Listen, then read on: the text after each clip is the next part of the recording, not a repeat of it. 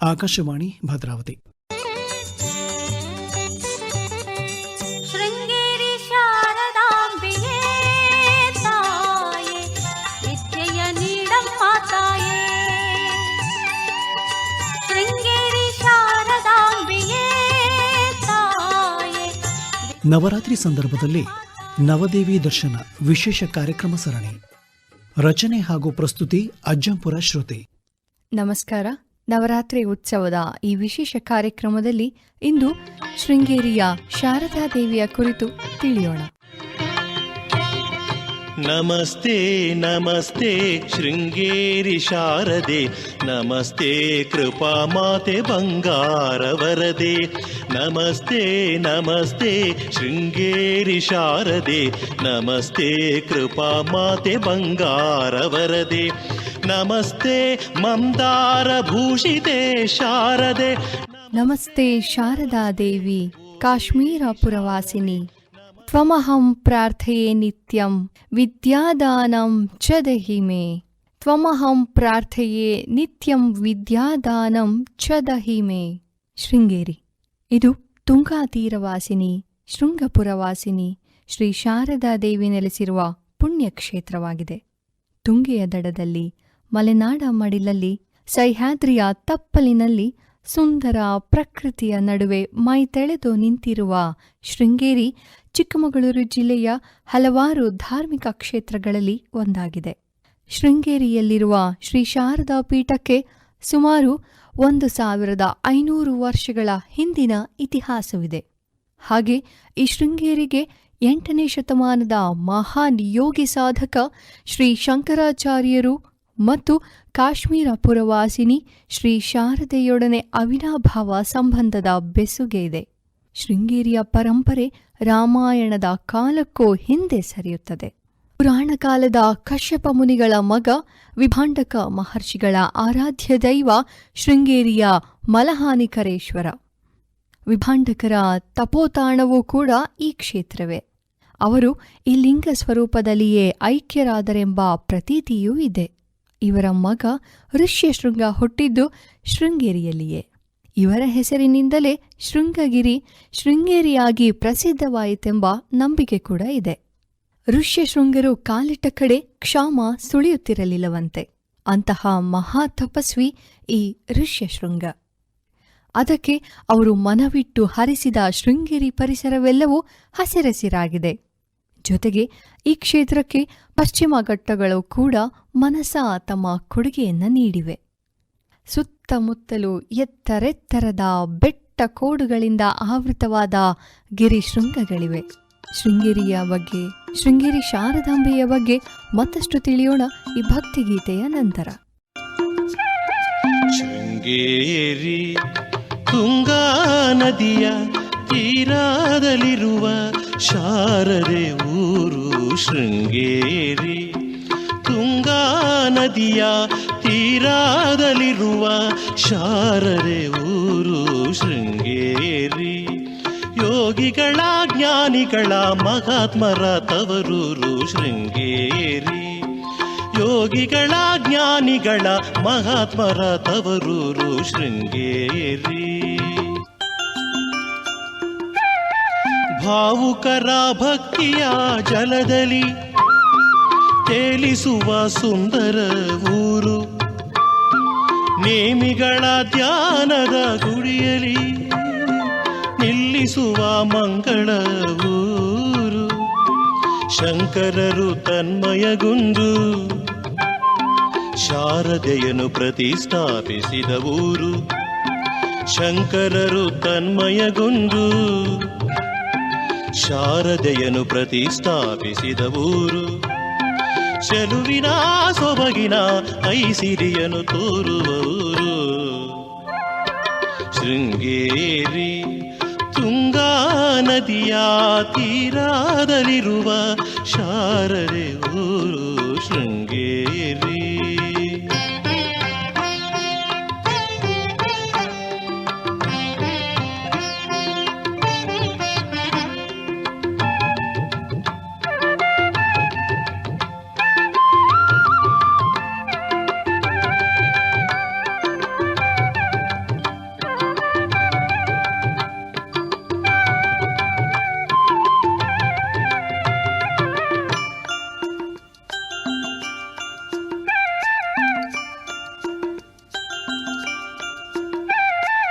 ಓಂಕಾರ ಮಾಧುರ್ಯ ದನಿಯಲಿ ಚಿಮ್ಮಿಸುವ ಅಂದದ ಊರು, ಶ್ರೀ ಶಾರದೆ ಸೌಂದರ್ಯ ಕೊಳಪನು ತುಂಬಿಸುವ ಚಂದದ ಊರು. ತುಂಗೆಯ ಸಂಗೀತದಲ್ಲಿ ಮನವನ್ನೇ ಬೆರೆಸಿ ಕುಣಿಸಿ ತಣಿಸಿ, ತುಂಗೆಯ ಸಂಗೀತದಲ್ಲಿ ಮನವನ್ನೇ ಬೆರೆಸಿ ಕುಣಿಸಿ ನಲಿಸಿ, ಆನಂದಾಮೃತವ ಸವಿಸುವ ತಂಪಿನ ಊರು ಶೃಂಗೇರಿ. ತುಂಗಾ ನದಿಯ ತೀರಾದಲ್ಲಿರುವ ಶಾರದೆ ಊರು ಶೃಂಗೇರಿ. ತುಂಗಾ ನದಿಯ ತೀರಾದಲ್ಲಿರುವ ಶಾರದೆ ಊರು ಶೃಂಗೇರಿ. ಯೋಗಿಗಳ ಜ್ಞಾನಿಗಳ ಮಹಾತ್ಮರ ತವರೂರು ಶೃಂಗೇರಿ. ಯೋಗಿಗಳ ಜ್ಞಾನಿಗಳ ಮಹಾತ್ಮರ ತವರೂರು ಶೃಂಗೇರಿ. ತುಂಗಾ ನದಿಯ ತೀರಾದಲ್ಲಿರುವ ಶಾರದೆ ಊರು ಶೃಂಗೇರಿ. ಶೃಂಗೇರಿ ಹೆಸರು ಎಷ್ಟು ಮನಮೋಹಕರವಾಗಿದೆ ಅಲ್ವಾ? ಅಂತೆಯೇ ಇಲ್ಲಿನ ಪರಿಸರವೂ ಕೂಡ ಹೌದು. ಸುಮಾರು 1200 ವರ್ಷಗಳ ಹಿಂದೆ ಬೌದ್ಧ ಧರ್ಮವು ಪರಮೋಚ್ಚ ಸ್ಥಿತಿಯಲ್ಲಿತ್ತು. ಈ ಸಂದರ್ಭದಲ್ಲಿ ಹಿಂದೂ ಧರ್ಮವು ಅವನತಿಯತ್ತ ಸಾಗಿತ್ತು.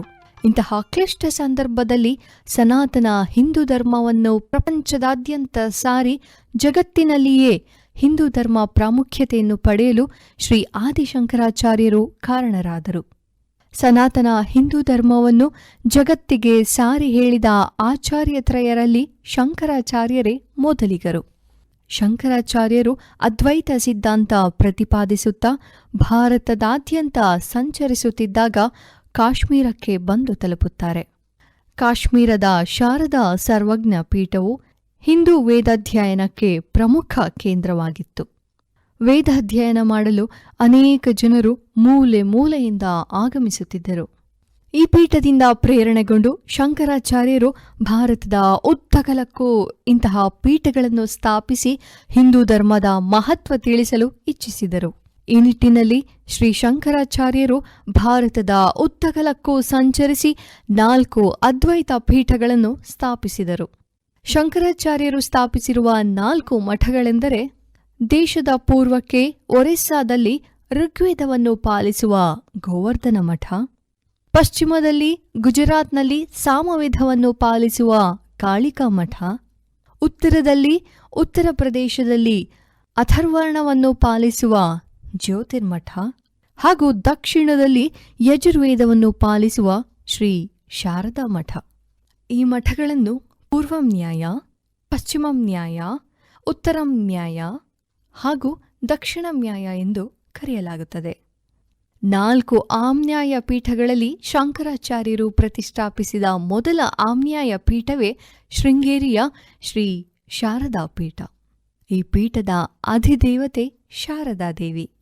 ಶಂಕರಾಚಾರ್ಯರು ತಮ್ಮ ಜೀವಿತಾವಧಿಯ 32 ವರ್ಷಗಳಲ್ಲಿ ಸುಮಾರು 12 ವರ್ಷಗಳ ಕಾಲ ಶೃಂಗೇರಿಯಲ್ಲಿಯೇ ಕಳೆದಿರುವುದು ಇಲ್ಲಿನ ವಿಶೇಷ.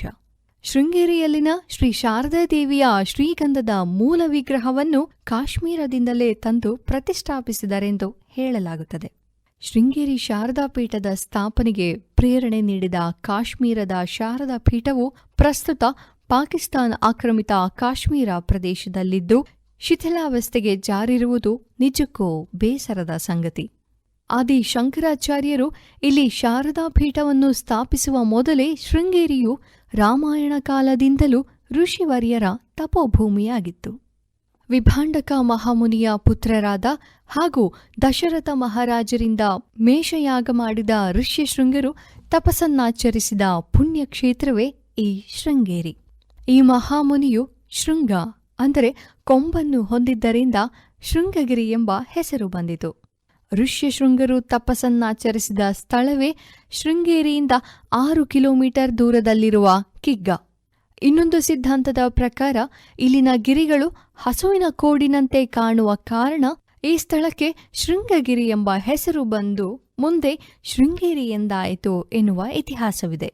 ಇಂತಹ ಅದ್ಭುತ ಇತಿಹಾಸವಿರುವ ಶೃಂಗೇರಿಯನ್ನೇ ಶಂಕರಾಚಾರ್ಯರು ತಮ್ಮ ಪ್ರಥಮ ಪೀಠದ ಪ್ರತಿಷ್ಠಾಪನೆಗಾಗಿ ಆಯ್ಕೆ ಮಾಡಿದುದರ ಬಗ್ಗೆ ಒಂದು ರೋಚಕ ಕಥೆ ಇದೆ.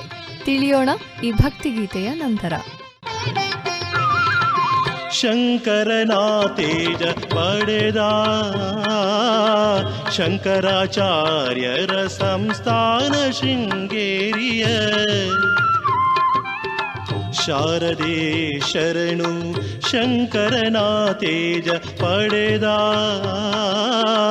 ಶಂಕರಾಚಾರ್ಯರ ಸಂಸ್ಥಾನ ಶೃಂಗೇರಿಯ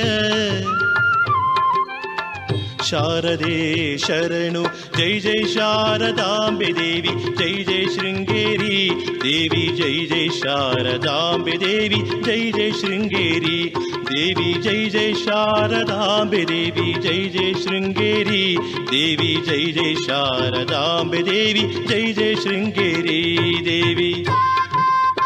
ಶತ್ರುಮಿತ್ರರಾಳಿ ವೇದ ವಿರದ ತಟ ತುಂಗಾ ತೀರದ ಶಾರದೆ ನಮಿಪೆ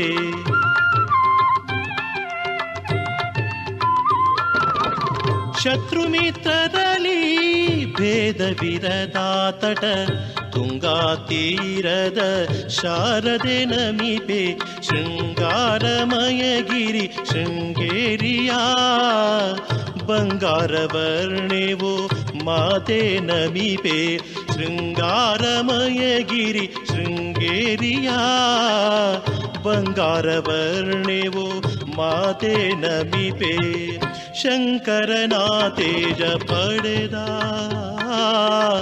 ಶಂಕರಾಚಾರ್ಯರ ಸಂಸ್ಥಾನ ಶೃಂಗೇರಿಯ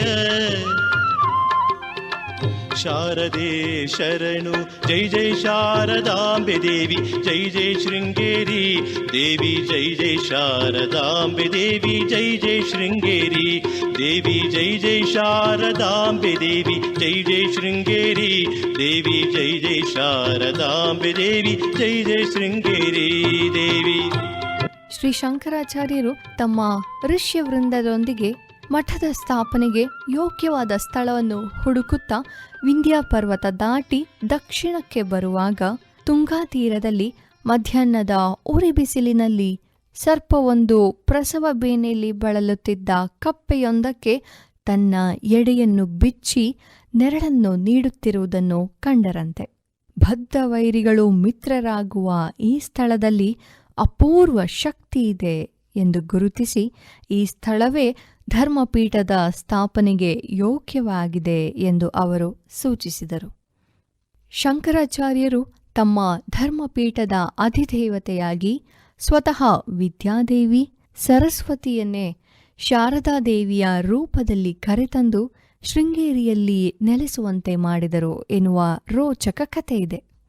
ಒಮ್ಮೆ ದುರ್ವಾಸ ಮುನಿಯ ಶಾಪದಿಂದಾಗಿ ಬ್ರಹ್ಮನು ಮಂಡನ ಮಿಶ್ರ ಎಂಬ ಮಹಾನ್ ವಿದ್ವಾನನಾಗಿಯೂ ಸರಸ್ವತಿ ದೇವಿಯು ಮಂಡನ ಮಿಶ್ರನ ಹೆಂಡತಿ ಅಂದರೆ ಉಭಯ ಭಾರತಿಯಾಗಿಯೂ ಭೂಲೋಕದಲ್ಲಿ ಜನ್ಮ ತಾಳಿದರಂತೆ.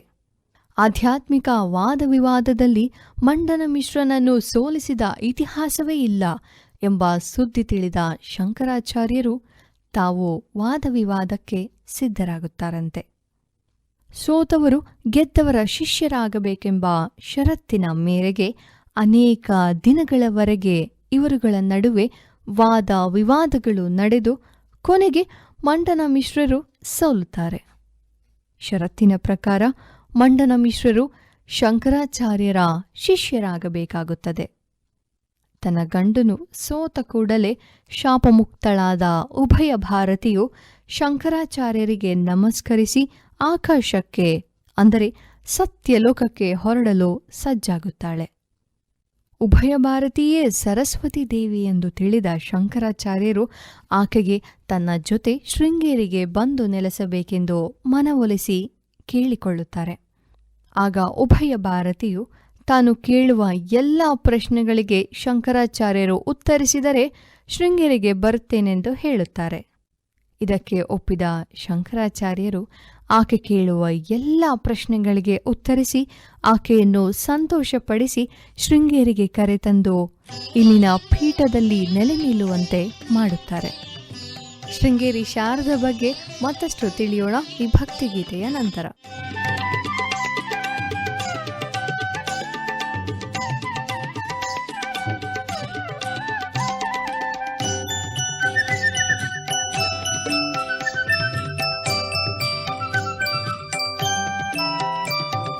ವೇದ ಸ್ವರೂಪನ ಹೃದಯ ವಿಹಾರಿಣಿ ವಾಣಿ ಸರಸ್ವತಿ ಕಾಪಾಡು ನೀ.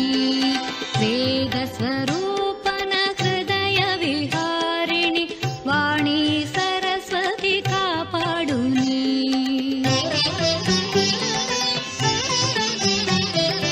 ನಾದೋಂಕಾರದೆ ನಲಿವ ವಿಲಾಸಿನಿ ಸಪ್ತ ಸ್ವರಗಳ ಜೀವೋನ್ಮಾದಿನಿ. ನಾದೋಂಕಾರದೆ ನಲಿವ ವಿಲಾಸಿನಿ ಸಪ್ತ ಸ್ವರಗಳ ಜೀವೋನ್ಮಾದಿನಿ. ವೇದ ಸ್ವರೂಪನ ಹೃದಯ ವಿಹಾರಿಣಿ ವಾಣಿ ಸರಸ್ವತಿ ಕಾಪಾಡು ನೀ.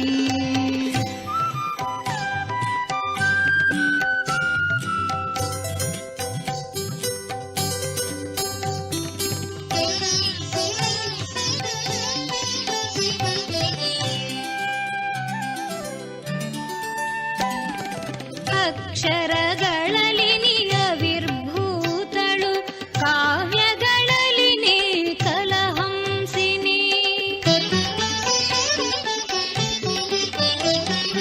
ಅಕ್ಷರಗಳಲ್ಲಿ ನಿಯವಿರ್ಭೂತಳು ಕಾವ್ಯಗಳಲ್ಲಿ ನೀ ಕಲಹಂಸಿನಿ. ಶ್ವೇತ ಪದ್ಮಾಸನೆ ವೀಣಾ ಪಾಣಿ ನಿತ್ಯ ಕಲ್ಯಾಣಿ ಮಂಜುಳ ಭಾಷಿಣಿ. ವೇದ ಸ್ವರೂಪನ ಹೃದಯ ವಿಹಾರಿಣಿ ವಾಣಿ ಸರಸ್ವತಿ ಕಾಪಾಡು ನೀ.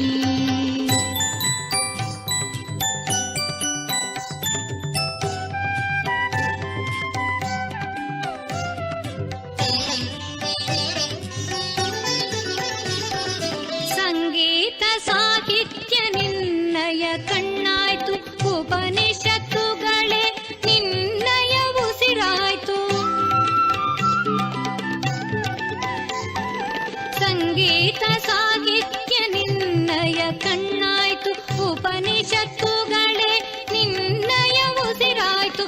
ಗಾಯತ್ರಿ ಸಾವಿತ್ರಿ ಸರಸ್ವತಿ ಎಂದರೆ ಗೈದ ಪಾಪಗಳು ಮರೆಯಾಯಿತು. ವೇದ ಸ್ವರೂಪನ ಹೃದಯ ವಿಹಾರಿಣಿ ವಾಣಿ ಸರಸ್ವತಿ ಕಾಪಾಡು ನೀ.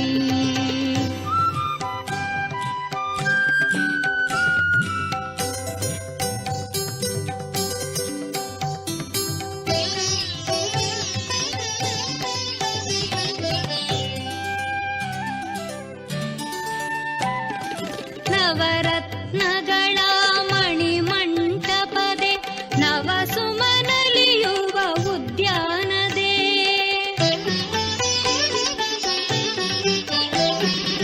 ನವರತ್ನಗಳ ಮಣಿಮಂಟಪದೆ ನವ ಸುಮನಲಿಯುವ ಉದ್ಯಾನದೆ. ನವರಾಗಗಳ ಮಿಡಿದಿರೆ ನೀನು ನವ ಸೂರ್ಯೋದಯದೆ ಮೆರೆಯಿತು ಬಾನು. ವೇದ ಸ್ವರೂಪನ ಹೃದಯ ವಿಹಾರಿಣಿ ವಾಣಿ ಸರಸ್ವತಿ ಕಾಪಾಡು ನೀ. ನಾದೋಂಕಾರದೆ ನಲಿವ ವಿಲಾಸಿ. ಶೃಂಗೇರಿ ಶಾರದಾಂಬಾ ದೇವಿಯ ಮೂಲ ಬಿಂಬವು ಪಂಚಲೋಹದ ವಿಗ್ರಹವಾಗಿದ್ದು ನೋಡಲು ಅತಿ ಸುಂದರವಾಗಿದೆ. 4 ಕರದಲ್ಲಿ ಕುಂಭ, ಪುಸ್ತಕ, ಜಪಮಾಲೆ ಹಾಗೂ ಅಭಯ ಅಸ್ಥಳಾಗಿ ಪದ್ಮಾಸನ ಸ್ಥಿತಳಾಗಿ ಕುಳಿತಿದ್ದಾಳೆ. ನವರಾತ್ರಿಯಲ್ಲಿ ದೇವಿಗೆ ವಿಧ ವಿಧವಾದ ಅಲಂಕಾರವನ್ನು ಮಾಡಲಾಗುತ್ತದೆ. ಶೃಂಗೇರಿಯ ಶ್ರೀ ಶಾರದಾ ದೇವಸ್ಥಾನದಲ್ಲಿ ನಡೆಯುವ ಸೇವೆಗಳಲ್ಲಿ ಅಕ್ಷರಾಭ್ಯಾಸ ಅಥವಾ ವಿದ್ಯಾರಂಭ ಸೌಲಭ್ಯವೂ ಕೂಡ ಒಂದು. ವಿಜಯದಶಮಿ, ಲಲಿತ ಪಂಚಮಿ, ಅಕ್ಷಯ ತೃತೀಯ, ಹಾಗೆಯೇ ಗುರುವಾರಗಳು ಮತ್ತು ಮೂಲ ನಕ್ಷತ್ರದ ದಿನಗಳು ಅಕ್ಷರಾಭ್ಯಾಸವನ್ನು ಮಾಡಲು ಮಂಗಳಕರವೆಂದು ಪರಿಗಣಿಸಲಾಗಿದೆ. ಶೃಂಗೇರಿಯ ಶಾರದಾ ಪೀಠಕ್ಕೆ ಗುರು ಪರಂಪರೆಯ ಇತಿಹಾಸವಿದೆ. ಶಾರದಾ ಗುಡಿಯ ಸನಿಹದಲ್ಲೇ ರೂಪು ಪಡೆದಿರುವ ವಿದ್ಯಾಶಂಕರ ಆಲಯ ನಮ್ಮ ಶಿಲ್ಪಲೋಕದ ಅಪರೂಪದ ವಿಸ್ಮಯ ವಿನ್ಯಾಸಕ್ಕೆ ಪ್ರಖರ ಸಾಕ್ಷಿ. ಈ ದೇಗುಲವನ್ನು ಶೃಂಗೇರಿ ಸಂಸ್ಥಾನದ ಪೀಠಾಧಿಪತಿಗಳಾಗಿದ್ದ ಗುರುವಿದ್ಯಾರಣ್ಯರ ಗುರುಗಳಾದ ಗುರು ವಿದ್ಯಾತೀರ್ಥರ ಸಂಸ್ಮರಣೆಯಲ್ಲಿ ರೂಪಿಸಲಾಗಿದೆ. ಚಾಲುಕ್ಯ, ಹೊಯ್ಸಳ, ವೇಸರ ಶೈಲಿಗಳ ಸಮೀಕೃತವಾಗಿ ವಿಜಯನಗರ ಕಾಲದ ವಾಸ್ತುಶಿಲ್ಪಿಗಳಿಂದ ಕ್ರಿಸ್ತಶಕ ಸುಮಾರು 1333ರ ನಂತರ 1346ರಲ್ಲಿ ನಿರ್ಮಿಸಲಾದ ಈ ದೇವಾಲಯದ ತಲವಿನ್ಯಾಸದಲ್ಲಿ ಕುದುರೆಲಾಳಾಕಾರದ 2 ಭಾಗಗಳನ್ನು ಮುಖಾಮುಖಿಯಾಗಿ ಕೂಡಿಸಿದರಂತೆ. ಚಾಲುಕ್ಯ, ಹೊಯ್ಸಳ, ವೇಸರ ಶೈಲಿಗಳ ಸಮೀಕೃತವಾಗಿ ವಿಜಯನಗರ ಕಾಲದ ವಾಸ್ತುಶಿಲ್ಪಿಗಳಿಂದ ಕ್ರಿಸ್ತಶಕ ಸುಮಾರು 1336ರ ನಂತರ 1346ರಲ್ಲಿ ನಿರ್ಮಿಸಲಾದ ಈ ದೇವಾಲಯದ ತಲವಿನ್ಯಾಸದಲ್ಲಿ ಕುದುರೆಲಾಳಾಕಾರದ 2 ಭಾಗಗಳನ್ನು ಮುಖಾಮುಖಿಯಾಗಿ ಕೂಡಿಸಿದಂತೆ ಕಾಣುವ ತಳಕಟ್ಟು ಇದೆ. ಕೂರ್ಮಾಕೃತಿಯನ್ನು ನೆನಪಿಗೆ ತರುವ ಈ ವಿನ್ಯಾಸ ದೇಗುಲ ಶಿಲ್ಪಗಳಲ್ಲೇ ಅತ್ಯಂತ ಅಪರೂಪದ್ದು. 4 ಗರ್ಭಗುಡಿಗಳ ಅಪರೂಪದ ವಿನ್ಯಾಸ ಇರುವ ಗುಡಿಯ ಮಹಾಮಂಟಪ ಅಥವಾ ನವರಂಗವೆಂದು ಗುರುತಿಸಲ್ಪಡುವ ವಿಶಾಲ ಆವರಣದಲ್ಲಿ ಇರುವ 12 ಅಪೂರ್ವ ಕೆತ್ತನೆಯ ಕಂಬಗಳು ಖಗೋಳಶಾಸ್ತ್ರದ ವಿಸ್ಮಯಗಳೇ ಹೌದು. ರಾಶಿ ಕಂಬಗಳು ಎಂದು ಕರೆಯುವ ಈ ಕಂಬಗಳಲ್ಲಿ ಮೇಷ, ವೃಷಭ, ಮಿಥುನ, ಕರ್ಕಾಟಕ, ಸಿಂಹ, ಕನ್ಯಾ, ತುಲಾ, ವೃಶ್ಚಿಕ, ಧನಸ್, ಮಕರ, ಕುಂಭ, ಮೀನ ಈ 12 ರಾಶಿಗಳ ಸುಸ್ಪಷ್ಟ ಕೆತ್ತನೆಗಳಿದ್ದು, ಆಯಾ ರಾಶಿಗಳಲ್ಲಿ ಸೂರ್ಯಕಿರಣಗಳು ಆಯಾ ಕಂಬಗಳನ್ನು ಸ್ಪರ್ಶಿಸಿ ಹೋಗುತ್ತವೆಂಬುದು ನಮ್ಮ ಪೂರ್ವಜರ ವೈಜ್ಞಾನಿಕ ಮನೋಭಾವಕ್ಕೆ ಹಿಡಿದ ಕನ್ನಡಿ. ದೇಗುಲ ಪ್ರವೇಶಕ್ಕೆ 6 ಮಹಾದ್ವಾರಗಳು ಇದ್ದು, ಆಮೆಯ 4 ಕಾಲು ತಲೆಬಾಲಗಳ ಸಂಕೇತ ಎನಿಸಿದೆ. ಈ ಗುಡಿಯ ಭಿತ್ತಿಗಳ 7 ಪಟ್ಟಿಕೆಗಳಲ್ಲಿ ಹಲವು ವೈವಿಧ್ಯಮಯ ದೇವಾನುದೇವತೆಗಳ ಉಬ್ಬು ಶಿಲ್ಪಗಳು ಗಮನ ಸೆಳೆಯುತ್ತವೆ. ಅವುಗಳಲ್ಲಿ ಯೋಗದ ವೈಶಿಷ್ಟ್ಯ ಸಾರುವ ಕೆಲವು ಮಹತ್ವದ ಚಿತ್ರಗಳನ್ನು ಗಮನಿಸಬಹುದು. ಕೆಲವು ಉಬ್ಬು ಶಿಲ್ಪಗಳನ್ನು ವಿಜಯನಗರದ ಹಕ್ಕಬುಕ್ಕರೆ ಮೊದಲಾದ 7 ಜನ ಸಹೋದರರು, ಆಳುಪ ರಾಜ್ಯದ ಚಿಕ್ಕಾಯಿ ತಾಯಿ ಮತ್ತು ಆ ಕಾಲದ ಇತರ ಪ್ರಮುಖ ಸಾಧಕರಿಗೆ ಸಮೀಕರಿಸಬಹುದು. ಈ ಅಂಗಳದಲ್ಲಿಯೇ ಶ್ರೀ ಶಂಕರಾಚಾರ್ಯ, ತೋರಣ ಗಣಪತಿ, ವೆಂಕಟರಮಣ, ಸುಬ್ರಹ್ಮಣ್ಯ ಮುಂತಾದ ದೇಗುಲಗಳ ಸಂಕೀರ್ಣವೇ ಇದೆ. ಒಂದೊಂದು ದೇಗುಲದ ವೈಶಿಷ್ಟ್ಯವೂ ಅದರದ್ದೇ ರೀತಿಯಲ್ಲಿ ಮಹತ್ವಪೂರ್ಣವಾಗಿದೆ. ಬೃಹತ್ ಪ್ರಸಾದ ಮಂದಿರ ಜಗದ ಹಸಿವನ್ನು ತಣಿಸಲು ಸಿದ್ಧ ಎನ್ನುವ ಮಾದರಿಯಲ್ಲಿ ಸದಾ ಸಜ್ಜುಗೊಂಡಿರುತ್ತದೆ. ಹೀಗೆ ಅದ್ಭುತ ವಿಶಿಷ್ಟಗಳನ್ನು ಹೊಂದಿರುವ ಶೃಂಗೇರಿ ಶಾರದಾಂಬೆಯ ಕುರಿತು ಮತ್ತಷ್ಟು ತಿಳಿಯೋಣ ಈ ಭಕ್ತಿಗೀತೆಯ ನಂತರ.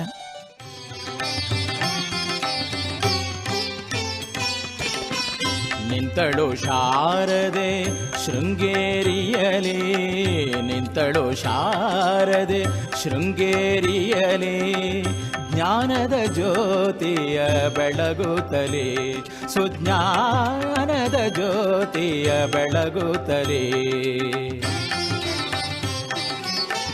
ನಿಂತಳು ಶಾರದೆ ಶೃಂಗೇರಿಯಲೇ, ನಿಂತಳು ಶಾರದೆ ಶೃಂಗೇರಿಯಲೇ, ಜ್ಞಾನದ ಜ್ಯೋತಿಯ ಬೆಳಗುತ್ತಲೇ, ಸುಜ್ಞಾನದ ಜ್ಯೋತಿಯ ಬೆಳಗುತ್ತಲೇ.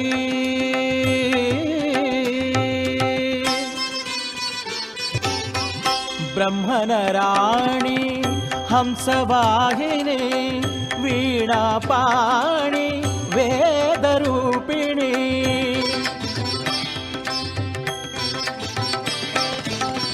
ಬ್ರಹ್ಮನ ರಾಣಿ ಹಂಸವಾಹಿನಿ, ವೀಣಾಪಾಣಿ ವೇದರೂಪಿಣಿ, ತುಂಗಾತೀರ ವಿಹಾರಿಣಿ, ವಾಣಿ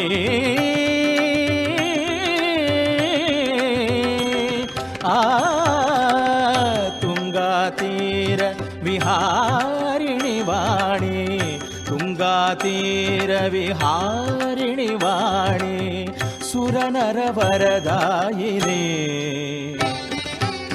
ಸುರನರ ವರದಾಯಿನಿ ಕಲ್ಯಾಣಿ ಸುರನರ ವರದಾಯಿನಿ ಕಲ್ಯಾಣಿ ನಿಂತಳು ಶಾರದೆ ಶೃಂಗೇರಿಯಲಿ ನಿಂತಳು ಶಾರದೆ ಶೃಂಗೇರಿಯಲಿ ಜ್ಞಾನದ ಜ್ಯೋತಿಯ ಬೆಳಗುತ್ತಲೇ.